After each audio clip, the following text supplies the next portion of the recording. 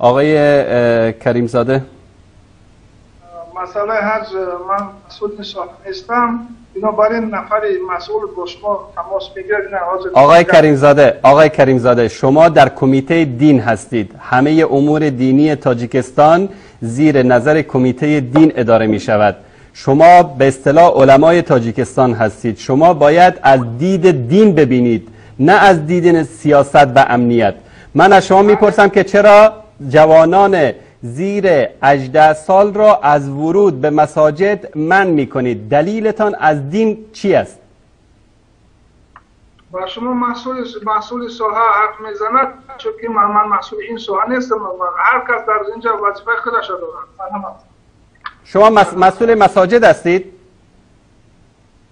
السلام علیکم آقای انصاری، من مسئول کمیته دین هستم، عنایت الله رحیم. میخوام همراه شما صحبت داشته باشم. عنایت الله رحیم، شما مسئول کمیته دین هستید. مسئول رئیس کمیته دین که سلیمان دولتوف هست. من رئیس کمیته دین نیستم، بلکه مسئول هستم. مسئول چه بخش از کمیته دین؟ مسئول کدام بخش؟ وابسته با مسئله های حج و مسائل دینی. میخواستم بعضی اندیشه های خود رو ابراز کنم و شما فرصت میدادید. من فرصت کافی به شما میدم که اندیشه هاتون رو بیان بکنید. دلیل این که زیر 35 سال رو از رفتن به حج و عمره منع میکنید، دلیلش چی است؟ مسئله سر اون است که اصلا از صحبت‌های شما من به خلاصه آمدم که از وضع کنونی، وضع اصلی تاجیکستان شاید اطلاع پورا نداشته باشید.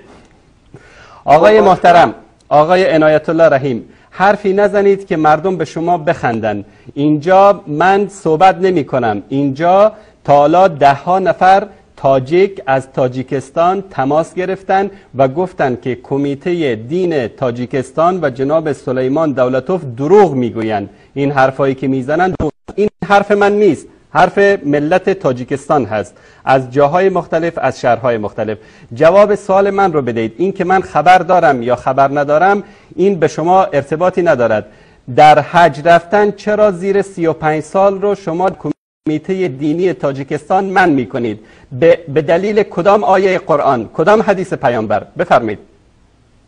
مسئله سر اون است که خواهشمندانی که میخواهند به سفر حج روند خیلی تعداد زیاد است. مثلا در اکثر ناحیه ها نوبت تا 10 سال و 15 سال. من از نوبت صحبت نمی کنم، وقت ما رو تلف نکنید. جناب عنایت الله رحیم، مسئول حج در کمیته دین تاجیکستان، چرا زیر 35 سال از رفتن به حج منع شدن؟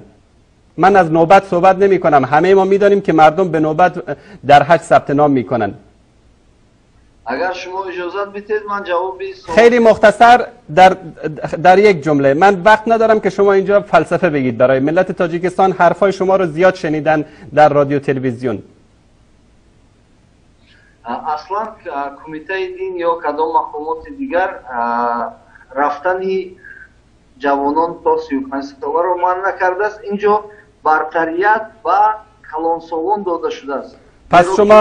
پس شما به کدام دلیل الله سبحانه و تعالی میگه که حج رفتن واجب شده؟ من استطاع الیه سبیلا. نگفته که پیر بود حج بره، جوان بود حج نره. این مخالفت صریح با آیه قرآن است.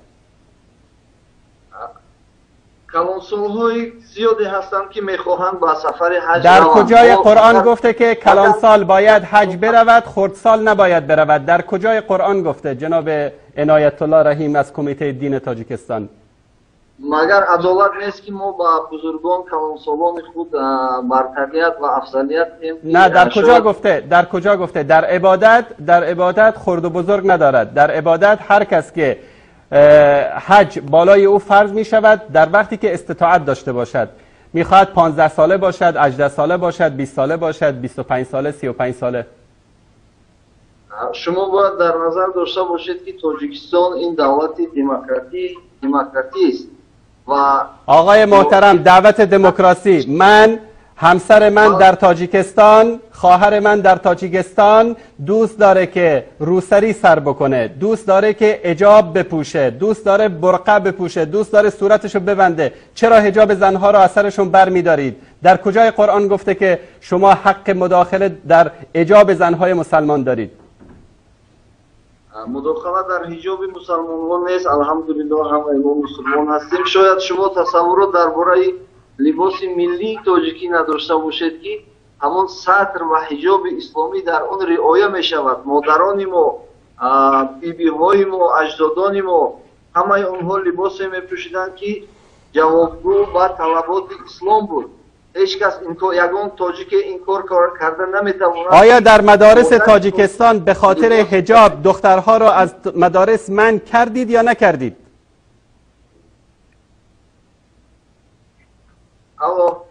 بله. آیا به خاطر حجاب دختران را از مدارس منع کردید یا نکردید؟ دوستان قطع کنن این مسخره ها را، قطع کنید لطفا. من با این مداریایی که زنگ میزنن که ما از کمیته دین تاجیکستان هستیم اینا دیگر وصل نکنید. شما برید اول چیزی از دین یاد بگیرید، بعد به نمایندگی از کمیته دین تاجیکستان صحبت بکنید.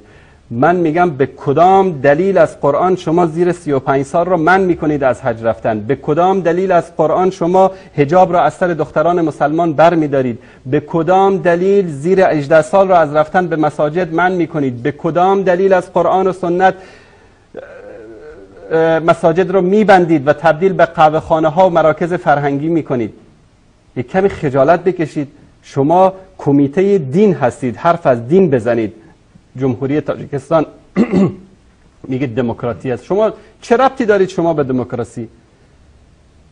بگید دیکتاتوری است، بگید ظلم است، بگید ستم است. مردم را از رفتن به مساجد، به مدارس از حجاب اسلامی منع میکنید، میگید دموکراسی است.